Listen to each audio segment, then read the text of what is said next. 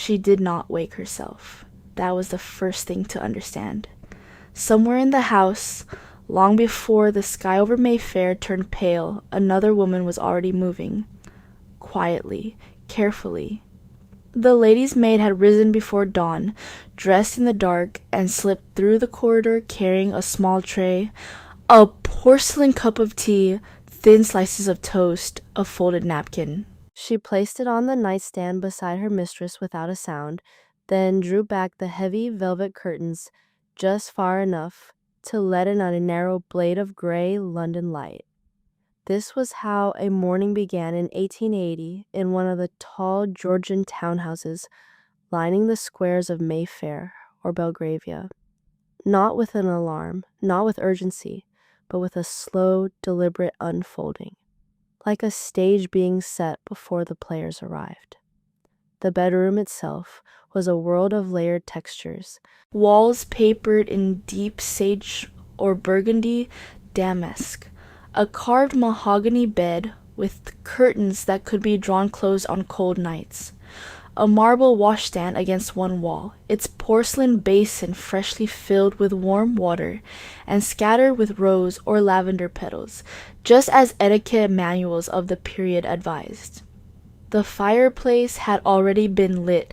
That was the housemaid's task, performed before the mistress stirred, so that no chill would greet her. And beside the wardrobe, hanging from a hook, was the garment she would wear for the first private hours of the morning, a loose floor-length sack or dressing gown, often in light blue or ivory silk, trimmed at the cuffs and hem, worn only in the privacy of her rooms. She lay in bed for a moment, sipped the tea. The city outside was not yet fully awake. Horses on the cobblestones below, the distant sound of a delivery cart, the smell of coal smoke already threading through the air even this early. And then, without much fanfare, the business of becoming presentable began. What happened next would take the better part of an hour, and it would require another person's hands. The lady's maid was not merely a helper. She was a skilled professional, expected to know the current fashions, to repair lace, to style hair in the newest way, and to keep careful account of every item in her mistress's wardrobe. She began by preparing the skin, washing the face in the petal-infused water, applying a cold cream made from rose, almond, and elderflower, which softened the complexion and acted as a base for what came next. Face powder followed, pure white to lighten the skin, small amounts of pink-tinted powder for the cheeks, blue-tinted powder to counteract the yellow cast of gaslight. The ideal of beauty in 1880 was a pale face with rosy cheeks and dark, expressive eyes. Blemishes and freckles were considered imperfections. Cosmetics were used, but never spoken of openly. A woman was supposed to appear naturally beautiful, effortlessly composed. The artifice behind that appearance was a carefully kept secret. For the eyebrows and lashes, whole cloves were burned over a flame and brushed through the hairs, leaving a dark pigment. It is a strange image, isn't it, to imagine this as an ordinary morning task, as unremarkable in its time as any step in a modern skincare routine. Then came the hair. The night before, the maid had set it in soft rollers using setting lotion, covering everything in a hairnet for sleep. Now those rollers came out, and the front sections fell in tight ringlets at each side of the face, the signature style of the early 1880s. The back was plaited, twisted into a structured bun, and secured with pins. The ringlets were never brushed, only shaped gently with pomade. Finally, small decorative flowers or a jeweled comb were tucked into the arrangement to finish the look. All of this before a single layer of clothing had been put on. Dressing itself was its own ceremony. First, a chemise, a simple linen undergarment against the skin, then the corset. By 1880, corsets were long-bodied and tightly fitted, reinforced with steel boning and a steel spoon busk curved over the lower belly. They were made of silk, cotton, or linen, and the maid would lace them from behind. Women of this period describe what it felt like. Enclosed, compressed, the shoulders pulled back, the waist narrowed to what fashion demanded. Over the corset came a corset cover, then petticoats, then the bustle. A structured undergarment worn at the back to create the dramatic rear fullness so fashionable in the 1880s. Over all of this, the morning dress itself. A high-fitted collar, draped bodice, long sleeves. Modest, precise, immaculate. She had not yet left her bedroom, and she was already fully armored. By 9 o'clock she descended. The breakfast room was waiting, laid by the housemaids earlier that morning, who had swept the carpets using damp tea leaves to collect the dust, polish the surfaces, and set the table with care. The sideboard held the usual morning spread. Eggs, toast, thin slices of bread and butter, a rack of fresh rolls, perhaps sausages or cold meat. Tea was poured from a silver pot. Coffee was available for those who preferred it. It was a sit-down meal, not a rushed one. The newspapers had been pressed and laid nearby, though it was generally the husband who read them first. After breakfast, the morning truly belonged to the household and to her management of it. A Victorian aristocratic woman did not clean, cook, or launder, but she was absolutely responsible for overseeing all of it.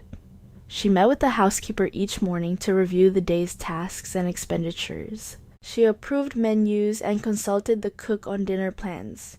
She checked the household accounts. She reviewed which rooms needed attention, which linens needed replacing, which supplies were running low. The housekeeper, always addressed as Mrs., even if unmarried, was at the top of the female servant hierarchy, but she answered to her mistress. A large London townhouse in 1880 might employ a cook, a kitchen maid, a scullery maid, a housekeeper, 2 or 3 housemaids, a parlor maid, a lady's maid, a footman, and a butler. Each had their own hierarchy, their own responsibilities, their own quiet tensions. Managing all of that invisibly without any of the friction reaching the surface, that was part of the job. This oversight was not the passive activity it might seem. Running a large townhouse required genuine administrative skill.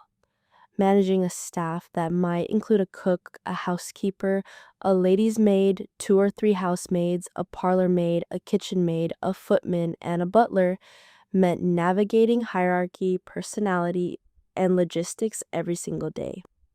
And there was no room for visible error. The quality of a woman's household was, in the eyes of society, a direct reflection of her character and worth. What she could not do was attend to much outside of it. The late morning stretched ahead of her in a way that might look, from the outside, like freedom.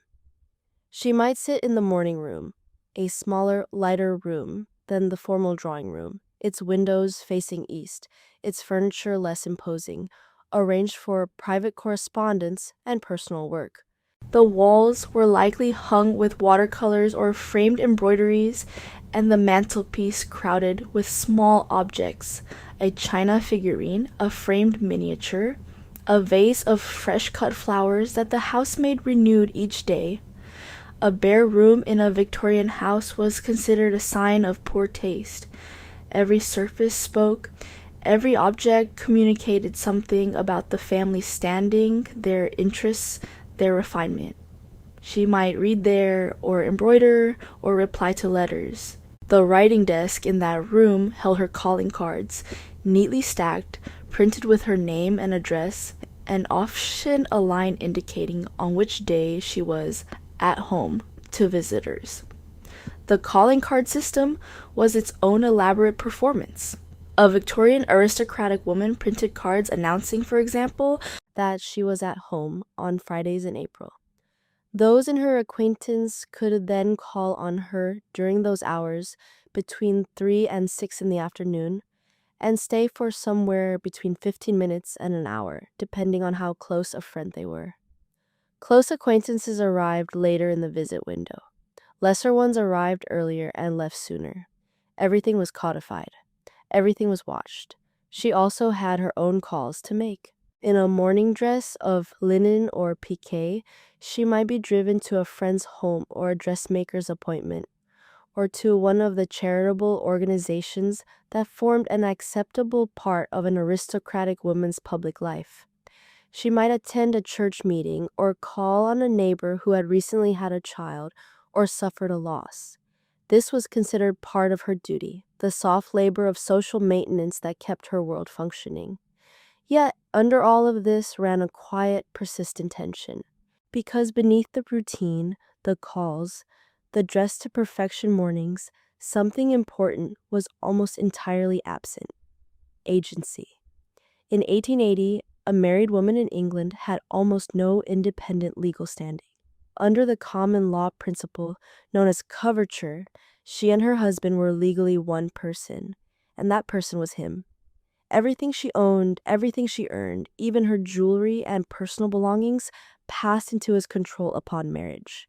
She could not sign a lease. She could not enter a contract. She could not sue or be sued.